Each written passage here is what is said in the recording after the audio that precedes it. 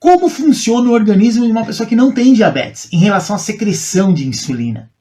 Porque quando a gente está em repouso, né, não está aí fazendo movimento, não tá se exercitando, a tendência é o nosso corpo ele ser naturalmente resistente à ação da insulina. E por que isso acontece? Você não vai tirar muita glicose do sangue e é através dessa glicose que está circulando no sangue que o nosso sistema nervoso central vai trabalhar.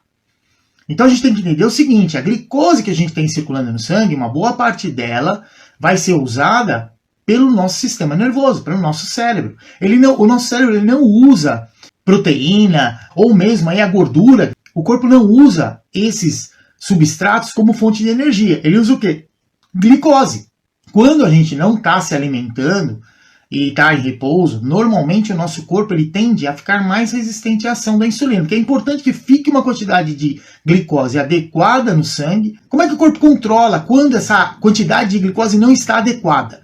Normalmente, depois que a gente se alimenta, então qualquer tipo de nutriente que a gente comer, se comer carboidrato vai aumentar a concentração de glicose no sangue, se comer proteína também aumenta, se comer gordura também aumenta, em proporções menores e dependendo do tempo aí que o nosso corpo demora para digerir esse alimento.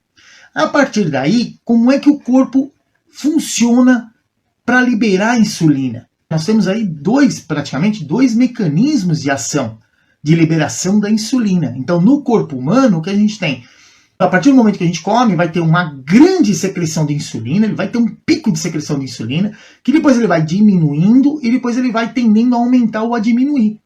Então ele vai ao longo do período para buscar um controle.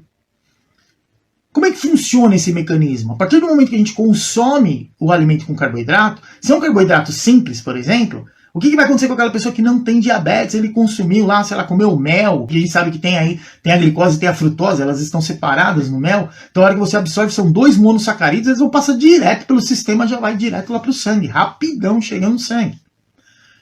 O que acontece com essa pessoa? Aumenta a concentração de glicose no sangue, só que a partir do momento que essas moléculas passaram pelo intestino, já começa a liberar sinais para o pâncreas para que ele libere insulina. Então o pâncreas libera uma quantidade maior de insulina, que é essa primeira curva que eu falei, vai ter um pico de liberação de insulina. E depois, se essa quantidade de mel que a pessoa comeu, ou qualquer outro alimento lá com carboidrato, ela começar a aumentar a glicemia. Aí chega uma informação para o sistema nervoso que manda lá sinal para o pâncreas para ele produzir mais insulina. Então é assim que o sistema controla a glicemia. Quer dizer, o organismo do ser humano controla sim.